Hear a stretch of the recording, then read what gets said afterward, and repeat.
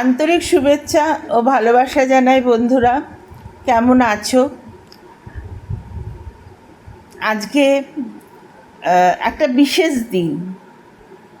আজকে না মেয়েদের, বিশেষ করে মেয়েদের বিদ্যাসাগর মশাইয়ের মৃত্যুদিন।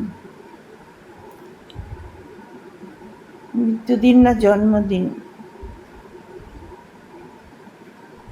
বিদ্যাসাগর মশাইয়ের জন্মদিন না মৃত্যুদিন একটু দেখে নিতে হবে আমাকে। যাই হোক, মনে হচ্ছে মৃত্যুদিনই। সকালেই লিখলাম, ভুলে গেলাম। আর তো আজকাল ওষুধ খেয়ে খেয়ে না মাথায় কিছু থাকে না। তো আজকে যে আমরা এই জায়গায় এসেছি তার জন্যে যার অমূল্য অবদান, সেই বিদ্যাসাগর,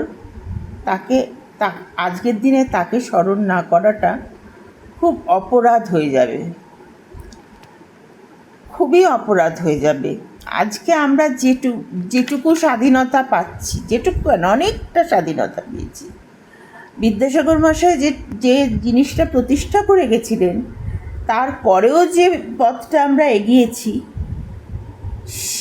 সেটাও কিন্তু আমাদের ঠাকুমা দিদিমারাও কিন্তু যথেষ্ট পর্দানসীন ছিলেন, এবং তাদেরও প্রচুর দাবিয়ে রাখা হতো, ডমিনেশনের মধ্যে থাকতেন একটা।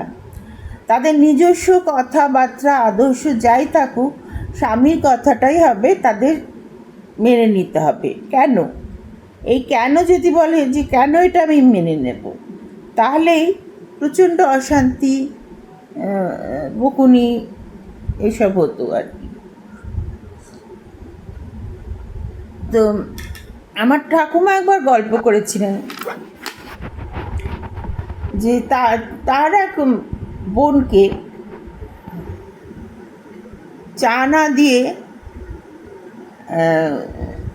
তার চা না দিয়ে ঘুমোচ্ছে, স্বামী ঘুমোচ্ছে দেখে চা না দিয়ে সে ভাবলো চট করে চানটা করে আসি, এসে পুজোটা করব, ততক্ষণে উঠে যাবে, আমি চা দিয়ে দেবো।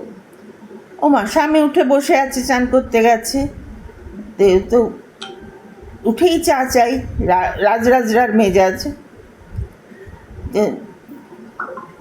চা পাচ্ছে না। কোথায় গেছিলে? ভিজে কাপড়ে ঠকঠক করে কাঁপছে, প্রচণ্ড শীত। চান করতে গেছিলাম, ভাবলাম ঘুমিয়ে। ভোরবেলা পুকুরে যাওয়া কিসের? ভোরবেলা পুকুরে তোমার জন্য কে অপেক্ষা করে থাকে? কি অপমানজনক কথা!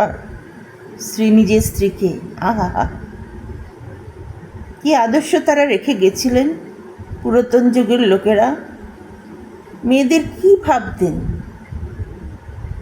তার শাস্তি হলো দরজাটা বন্ধ করে দিলেন, আর উনি ভিজে কাপড়ে দাঁড়িয়ে ঠকঠক করে কাঁপতে লাগলেন ওই পৌষ মাসের গ্রামের শীতে।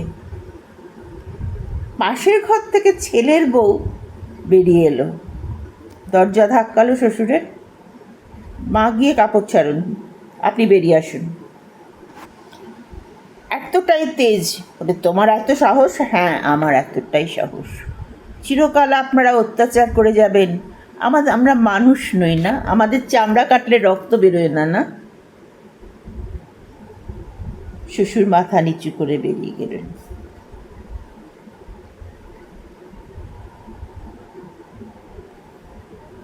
কাজে বিদ্যাসাগর মশাই আমাদের জন্য একটা বিরাট কাজ করে গেছিলেন।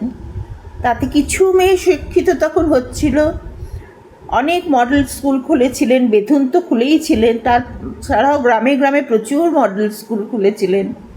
ছেলেমেয়েরা সব খাতা পেন্সিল হাতে করে বেরিয়ে এসেছিল খোলা আকাশের নিচে। বাল্য বিধবা, যে কঠিন বৈধব্য আচরণ পালন করা হতো 6 বছরের শিশুগুলোকে দিয়ে, সেটা বন্ধ করেছিলেন। বিধবা বিবাহ প্রচলন করেছিলেন। আর সবচেয়ে বেশি যেটা করেছিলেন, মেয়েদের আলোয় মুক্তি দিয়েছিলেন, নীল আকাশের নিচে মুক্তি দিয়েছিলেন, এবং তাদের হাতে তুলে দিয়েছিলেন খাতা পেন্সিল বই। তারা শিক্ষিত হতে পেরেছিল, তারা আলোর মুখ দেখতে পেয়েছিল। একটা মেয়ে তার স্বাধীনতাটাকে এখন আদায় করে নিতে পারে।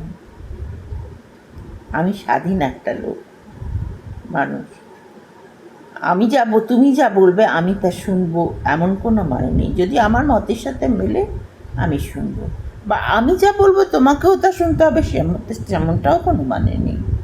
সে দুপক্ষকে মানিয়ে নিতে হবে। আমার যদি একেবারেই আমার সঙ্গে না মেনে, তাহলে কিন্তু তুমি যদি জোর করে করতে যাও, সেই যুগটা আর নেই। ঠিক আছে, এন্ড হয়ে গেল শর্ট ভিডিও।